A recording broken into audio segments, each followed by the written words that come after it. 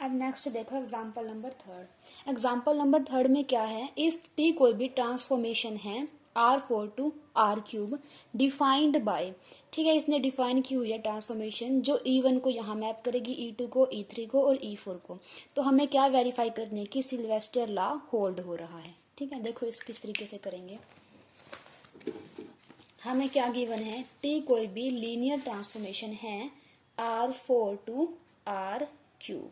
ठीक है, अब देखो जो R4 होती है इसकी डायमेंशन कितना होती है 4, R क्यूब होती है उसकी डायमेंशन कितनी होती है 3 होती है। ठीक है, और R4 के स्टैंडर्ड बेसिस होते हैं E1, E2, E3, E4। यहाँ हमें E1 की इमेज भी गिवन है, E2 की भी, E3 की भी और E4 की भी। देखो टी ऑफ E1 की इमेज हमें गिवन है 1 1 1, E2 की इमेज हमें गिवन है 1 -1 1, E3 की इमेज हमें गिवन है 1 0 0 और E4 की इमेज हमें गिवन है 1 0 1। तो हमें अब सिल्वेस्टर लॉ वेरीफाई करना है। वो क्या होता है कि rank of T plus nullity of T is equal to dimension of U. U कब होती है, जब T transformation U to V होती है। अब यू की जगह हमारे पास R4 है, इसकी डायमेंशन कितनी होगी 4। तो हमें ये वाली चीज प्रूफ करनी है। तो इसको निकालने से पहले हमें क्या निकालना पड़ेगा, रेंज स्पेस ऑफ टी क्या होगा और नल स्पेस ऑफ टी क्या होगा। ठीक है, और हमें पता है जो रेंज स्पेस होता है वो इधर वाले का मीन्स R क्यूब का सबसेट होगा। तो range space of T is a subset of R cube. तो जो इसकी डायमेंशन होगी वो इसकी डायमेंशन से तो कम ही होगी।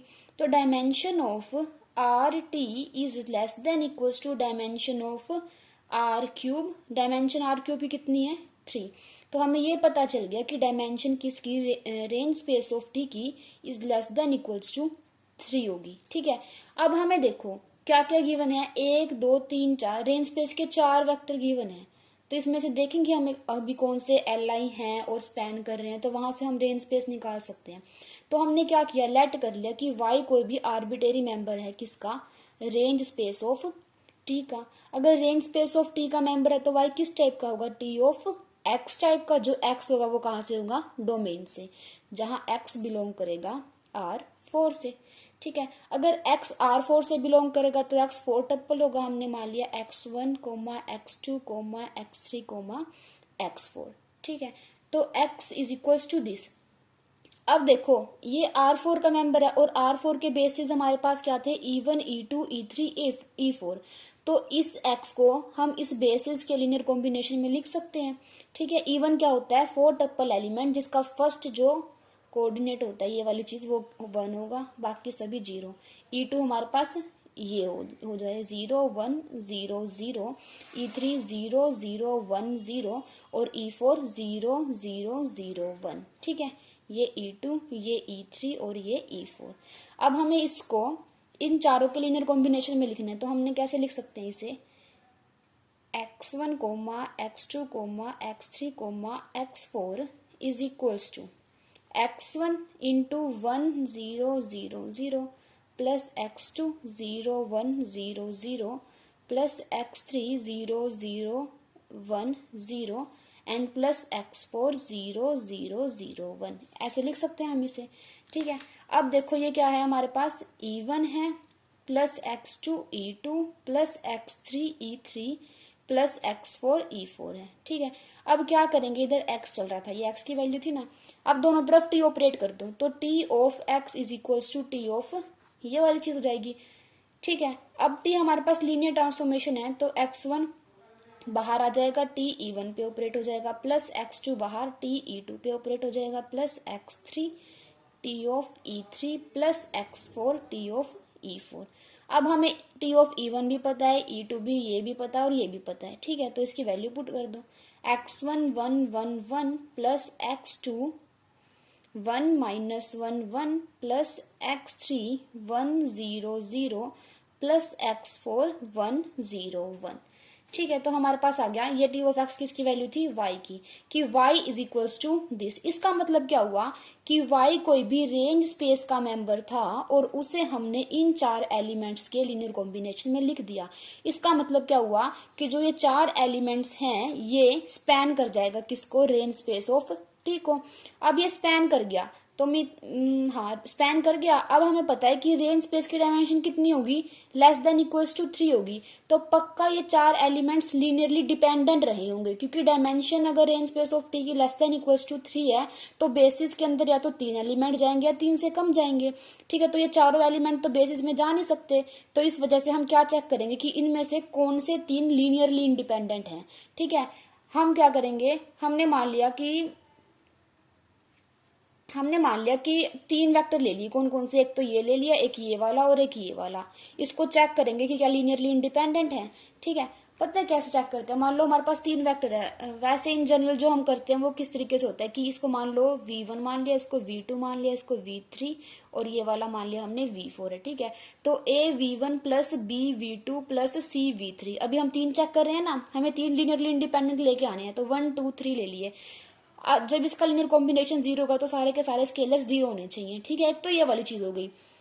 वरना हम क्या कर सकते हैं कि इनकी मैट्रिक्स फॉर्म कर लो।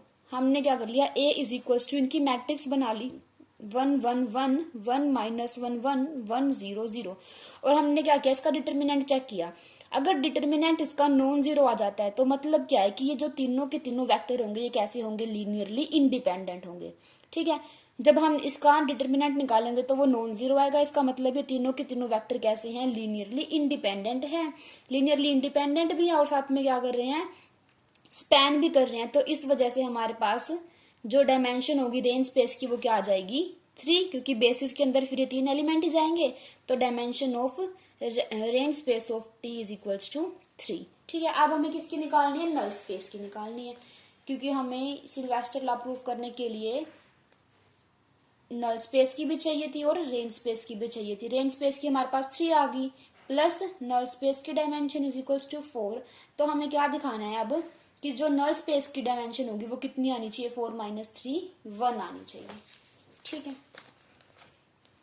अब देखो हमने कोई भी आर्बिट्रेरी मेंबर ले लिया u, नल स्पेस का है। नल स्पेस किसका सबसेट होता है, डोमेन का। डोमेन हमारे पास क्या है, R4 है। ठीक है, तो ये नल स्पेस का मेंबर है, तो इसका मतलब क्या होगा, इसका जो इमेज होगी वो क्या आएगी, 0। तो T of U is equals to 0 आएगा। अब जो नल स्पेस जो u है वो किसके इक्वल है, इसके इक्वल है, तो u is equals to this. और जो हमारे पास R4 थे उसके जो बेसिस में थे वो E1 E2 E3 E4 जा रहे थे। तो जो ये एलिमेंट होगा वो E1 E2 E3 E4 के लीनियर कॉम्बिनेशन में लिखा जाएगा। उसको हमने लिख दिया इस तरीके से। अब क्या किया, दोनों तरफ टी ऑपरेट कर दिया, तो हमारे पास आ गई ये वाली चीज, T of U is equals to, ठीक है, यहाँ इज इक्वल्स टू 0। अब यहाँ पे जो टी है लीनियर ट्रांसफॉर्मेशन है तो अलग अलग ऑपरेट हो जाएगा। यहाँ से T of E1 T of E2 T of E3 T of E4 की हमने वैल्यू को पुट कर दिया जो हमें गिवन थी। अब इज इक्वल्स टू 0 था, 0 किसकी होगी, जो राइट साइड में होगा। राइट साइड में क्या था, R क्यूब था। R क्यूब की 0 किस टाइप की होती है, 3 टप्पल टाइप की। ठीक है, इसको जब सोल्व किया तो हमारे पास ये वाली चीज आ गई।